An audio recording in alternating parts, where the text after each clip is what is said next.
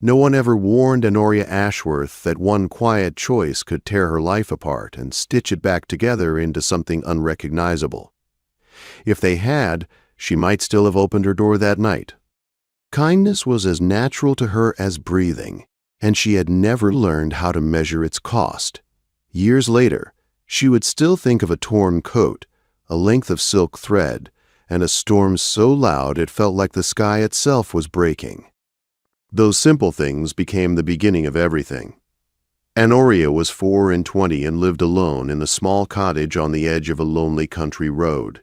The house had belonged to her parents, and every beam and stone still carried their memory. Ivy climbed the walls in summer, and a narrow garden stretched behind the kitchen, where herbs and vegetables grew, in stubborn rows. It was not much, but it was hers. Her parents had died of consumption within weeks of each other during a bitter winter, leaving her with grief, a small savings, and the skill her mother had pressed into her hands from childhood. Sewing had kept her alive when nothing else would. She earned her living as a seamstress. Her stitches were neat and invisible, her hands steady, her mouth quiet. People trusted her because she never spoke of what she saw or fixed. Wives brought her torn gowns. Husbands brought worn coats. She listened, nodded, and worked. In a world that liked women silent, Honoria had learned how to turn silence into strength. Her days followed a simple pattern: work in the morning, errands in the afternoon, quiet evenings by the fire. Loneliness sat with her like an old habit. There had once been a young man in the village, kind and hopeful, but life had taken him elsewhere. Honoria did not blame him. Love was a luxury she could not afford. She folded that dream away and returned to her needle. The night everything changed came with thunder. Rain fell hard and fast, beating against the windows and drowning out every other sound. Honoria had already changed into her nightclothes and banked the fire when the knock came. It was not frantic. It was not weak. It was firm, controlled, and tired. She froze. A woman alone did not answer doors at night, not on a storm like this. The village was far. No one would hear her scream. Her hand tightened around the iron poker, but something in the knock made her hesitate. It sounded patient, almost respectful. She lit a candle and opened the door just enough to look. Lightning cut the sky, and in its sharp white light she saw him. The stranger was tall and broad-shouldered, soaked through, his dark riding coat heavy with rain. A horse stood behind him, shifting and steaming in the cold. His face was half hidden beneath his hat, but his voice was calm and low, carrying an authority she did not expect. He said he needed shelter. His horse had lost a shoe miles back, and the storm had made the road impossible. He offered payment. Honoria studied him in silence. His clothes were fine, his posture trained. He was not a common traveler. Every sensible thought told her to refuse, to send him on toward the village. But the rain was merciless, and the horse trembled with exhaustion. Something in the man's stillness made her step aside. She let him in. The cottage seemed smaller with him inside. He removed his hat, revealing dark hair plastered to his brow and sharp features set in a face unused to smiling. He stood awkwardly, as though unsure how to exist in such a modest space.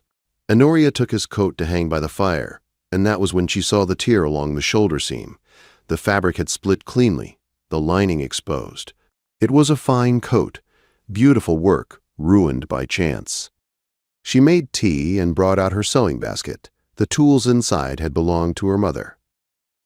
Without a word, she chose a thread that matched the dark blue wool exactly and began to mend. The stranger watched her. She felt his gaze but did not look up. Her hands moved as they always did, small, careful stitches, closing the seam without puckering the cloth.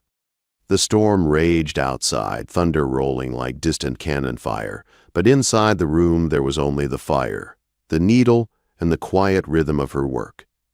He spoke once, thanking her. She answered briefly. She did not ask his name. She did not offer hers. Names meant little. Actions told more. When she finished, the repair was invisible. The coat was stronger than before. The man sat by the fire and drank his tea. At some point, exhaustion claimed him. His head fell back against the chair and his breathing deepened into sleep. Honoria watched him for a moment, unsettled by how peaceful he looked in rest. Then she wedged a chair under her bedroom door and slept lightly, listening to the storm fade into silence. By morning, he was gone. The fire was low, the coat gone with him. On the chair where he had slept sat a small leather purse. Inside were gold coins, more money than Honoria had ever held at once. No note, no explanation. She stared at them, then tucked the purse into her sewing basket and went on with her day. Life did not pause for mysteries. Work still waited. The garden still needed tending. She told herself the stranger was nothing more than a passing moment. The next afternoon proved her wrong. She was hanging linens in the garden when she heard hooves. Not one horse, many. The sound grew louder, heavier, until the ground itself seemed to shake. Honoria turned, shading her eyes, and her heart stopped. A column of guards rode toward her cottage, their uniforms bright and precise, their formation flawless. There were 50 of them, at least. At their head rode an officer whose bearing spoke of power and command. They halted at her gate as one. The officer dismounted and approached, his steps measured. Honoria stood frozen, dirt on her hands, hair escaping its pins. He spoke her name. She answered because there was nothing else she could do. He handed her a sealed letter and said that His Grace, the Duke of Thornbury, requested her presence at his estate. A carriage waited. She might bring what she required. Honoria thought she had misheard. Dukes did not summon seamstresses. Guards did not fill her garden. Her knees weakened, but she held herself upright. She said there must be a mistake. She did not know any duke. The officer replied calmly that His Grace had not forgotten the kindness shown to him during the storm. He wished to offer her employment. Understanding struck like lightning. The stranger, the coat, the gold. He had been a duke. The world tilted. She had given tea to a duke, spoken to him plainly, mended his coat without knowing his name. Every sensible instinct screamed at her to refuse. But beneath the fear stirred something else. Curiosity. Possibility. A door she had never known existed stood open before her. She asked for an hour to pack. The officer agreed. Honoria moved through her cottage as if in a dream. She packed her best dress, her mother's earrings, her sewing basket. She locked the door and placed the key in her pocket, unsure if she would ever return. The carriage carried her away from the only life she had known, toward a future she could not imagine. And somewhere beyond the hills, a man who had slept by her fire waited to see if she would come. The carriage rolled through the countryside for hours, its wheels steady against the long road, but Honoria felt every mile as if it were pulling her farther from herself. She watched fields give way to rising hills, modest farms replaced by wide estates with iron gates and ancient trees. The farther they traveled, the quieter she became. Her thoughts tangled between fear and wonder. She had lived her whole life within a narrow circle, and now that circle was breaking open. When Ashford Hall finally came into view, it stole the breath from her lungs. The house rose from the land like something unreal, built of warm stone that caught the light of the setting sun.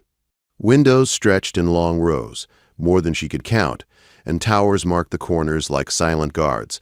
The grounds spread endlessly, trimmed gardens melting into open parkland where deer moved like shadows. This was not a home.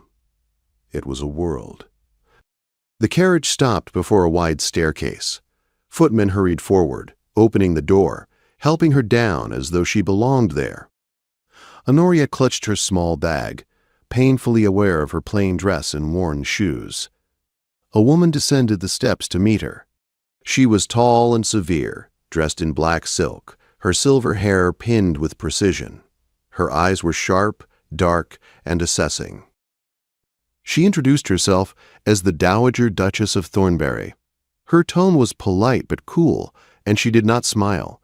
She told Honoria to follow her. and turned without waiting for a reply. Honoria obeyed, her heart pounding as she stepped into the vast entrance hall. Portraits lined the walls, generations of faces staring down at her as if questioning her right to be there. They walked through corridors filled with quiet grandeur until they reached a set of tall doors. The dowager told her that her son awaited her inside. Then she left Honoria alone. The library was immense. Books rose toward the ceiling in towering shelves, ladders fixed to rails, balconies circling the upper levels. A great fire burned at the far end of the room, throwing warm light across leather chairs and polished wood. A man stood before the fire with his back to her. When he turned, Honoria recognized him at once. The stranger from the storm stood before her, clean and composed, his dark hair neatly arranged, his coat perfectly fitted. Yet his eyes were the same storm gray, and when they met hers, something unguarded passed between them. He thanked her for coming. She addressed him formally, unsure how else to speak to a duke. He asked her not to. He told her his name was Cassius, and though the request felt improper, it felt honest. He spoke then of that night, of how she had asked nothing, of how her silence had struck him harder than any praise or fear. He told her how long it had been since anyone had treated him as simply a man. He explained the scandal that had driven him from society, the broken engagement, the betrayal, the years of isolation. He spoke without drama, but the pain beneath his words was clear. Honoria listened, her hands folded tightly in her lap. She understood loneliness. She understood loss. Though their worlds were different, their wounds were not. Cassius offered her a position as his personal seamstress. He promised fair pay, comfort, and freedom. He told her she could leave if she wished. He would not force her. Honoria asked for honesty. Respect. Time to herself. She told him she would not bow or pretend to be smaller than she was. To her surprise, he smiled. She agreed to stay. Her rooms were finer than anything she had known. Soft bed linens, a sitting room with a view of the gardens, a wardrobe larger than her entire cottage. The housekeeper explained that she was to be treated as a guest, not a servant. Still, she felt out of place. The days that followed were strange and careful. The staff watched her, uncertain how to treat a woman who did not fit their rules. Honoria worked quietly, mending coats and shirts of the finest make. She walked the gardens alone. She read in the library. She learned the rhythms of the house. Cassius kept his distance at first. When they spoke, it was polite, measured. But slowly, without plan or promise, they began to talk more. He visited her workroom in the evenings. They spoke of books, of childhood, of things they had loved and lost. He listened to her stories of her parents, of her small cottage, of the life she had built alone. Something grew between them, something neither named. The dowager watched it all with cold attention. One afternoon, she summoned Honoria to her sitting room. The questions were sharp. Why was she here? What did she want? Honoria answered honestly. She told her she had not sought this life. She had only offered kindness. She had expected nothing.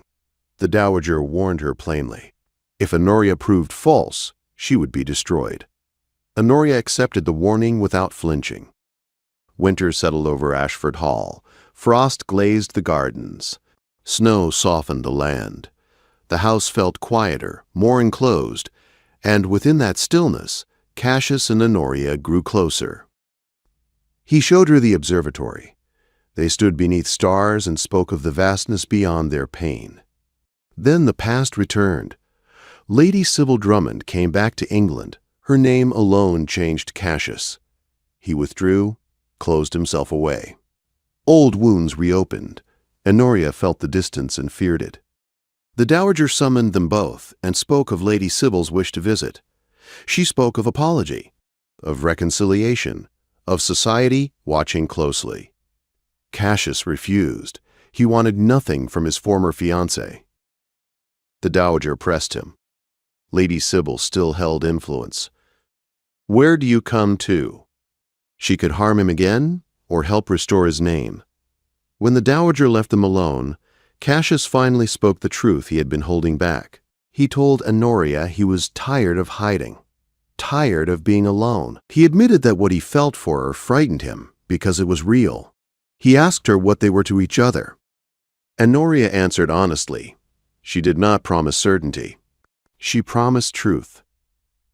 Cassius took her hands and told her he was falling in love with her. Had been, since the night she opened her door without knowing who he was. She told him she felt it too. They stood together, fragile and brave, knowing the world would not be kind to them. Lady Sybil arrived weeks later, dressed in grace and regret. She wept. She begged. She painted herself as changed. Cassius refused her. When she left, shaken and furious, he went to Honoria and held her as if afraid to let go.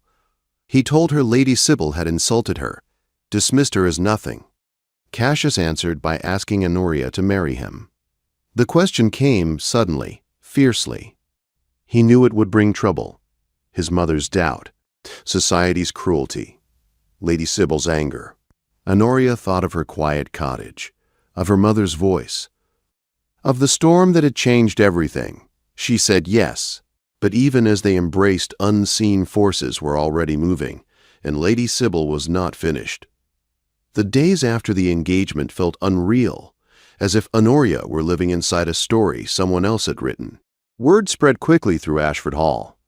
Some servants smiled at her with open approval. Others watched with guarded curiosity.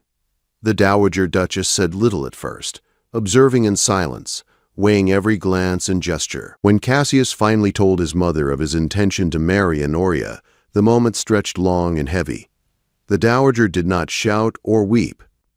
She only studied Honoria with that sharp, unreadable gaze. She asked one question.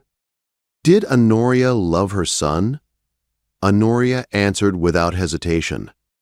She said yes. The Dowager nodded once. She warned them both that the world would not be kind, that society would cut and whisper, that enemies would look for weakness. But she also said she would not stand against her son's happiness again. It was not warmth, but it was permission. Lady Sybil did not accept defeat quietly. Rumors began to surface in London drawing rooms. Stories twisted and grew.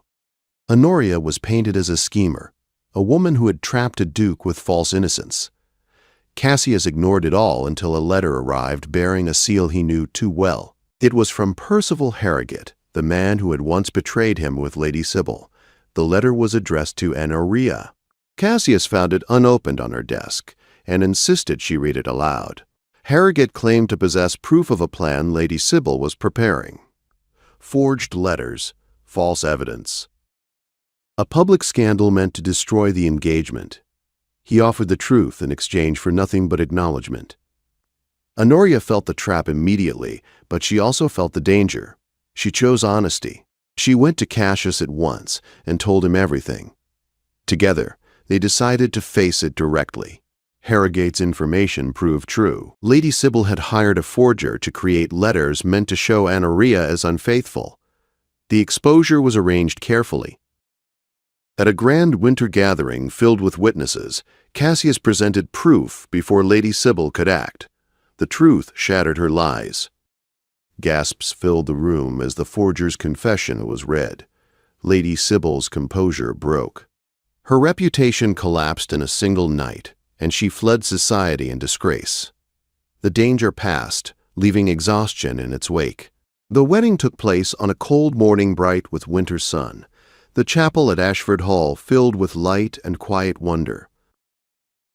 Honoria walked forward with steady steps, her mother's earrings at her ears, her hands calm. When the question of objection was asked, the Dowager Duchess stepped forward and spoke clearly. She declared her full support of the marriage and welcomed Honoria into the family. That moment silenced every doubt. Honoria Ashworth became the Duchess of Thornbury. Life after the wedding was not simple, but it was true. Society learned to accept her dignity. Those who whispered eventually grew tired. Those who mattered saw her kindness and strength. Honoria never abandoned her needle.